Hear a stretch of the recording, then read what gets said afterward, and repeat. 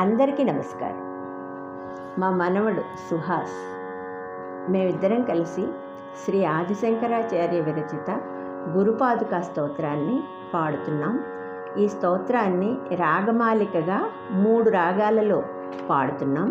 మొదటిది శ్లోకము శివరంజని, రెండవ శ్లోకం శుద్ధ సావేరి, మూడవ శ్లోకం కళ్యాణి.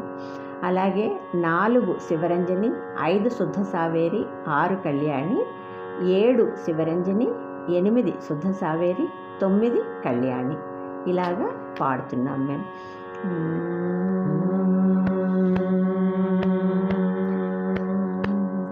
అనంత సంసార సముద్ర తారా నౌకాయితాభ్యాం గురుభక్తిదాభ్యాం వైరాగ్య సామ్రాజ్యద పూజనాభ్యాం నమో నమః శ్రీ గురుపాదుకాభ్యాం నమో నమః శ్రీ గురుపాదుకాభ్యాం.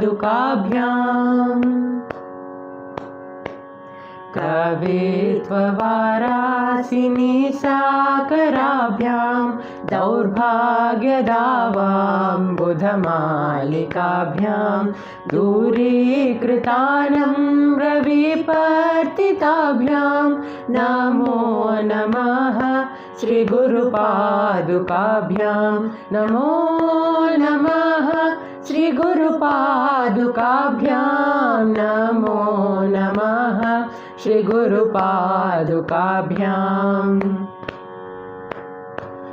नताययो श्रीपतितां समीयु कदाचिदप्याशु दरिद्रवर्या मूकश्च वाचस्पतितां हिताभ्यां नमो नमः श्रीगुरुपादुकाभ्यां नमो नमः श्रीगुरुपादुकाभ्यां.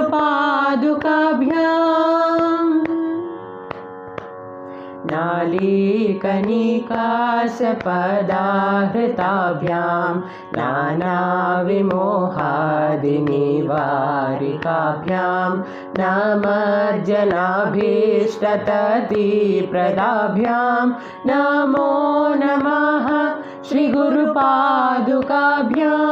नमो नमः श्रीगुरुपादुकाभ्यां.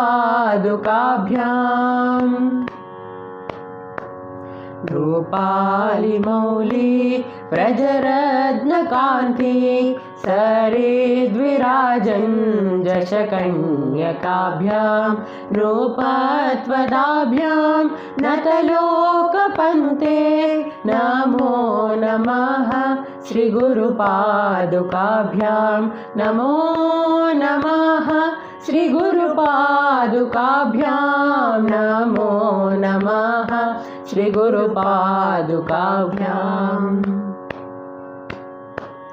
पापान्धकारार्कपरम्पराभ्यां तापत्रयाहीन्द्रखगेश्वराभ्यां जाड्याब्धिसंशोषणवाडवाभ्यां नमो नमः श्रीगुरुपादुकाभ्यां नमो नमः श्रीगुरुपादुकाभ्यां. समाधिषट्कप्रदवैभवाभ्यां समाधिदानाव्रतदीक्षिताभ्यां मुक्तेः हेतुश्च स्थिरभक्तिदाभ्यां नमो नमः श्रीगुरुपादुकाभ्यां नमो नमः श्रीगुरुपादुकाभ्यां. स्वाचापराणाम् अखिलेशदाभ्यां स्वाहा सहायार्षदूरन्दराभ्यां स्वान्ता च भावप्रदपूजनाभ्यां नमो नमः श्रीगुरुपादुकाभ्यां नमो नमः श्रीगुरुपादुकाभ्यां नमो नमः श्रीगुरुपादुकाभ्यां. कामादिसर्पव्रजगारुडाभ्यां विवेकवैराग्यनिधिप्रदाभ्यां बोधप्रदाभ्यां धृतमोक्षदाभ्यां नमो नमः। श्रीगुरुपादुकाभ्यां नमो नमः। श्रीगुरुपादुकाभ्यां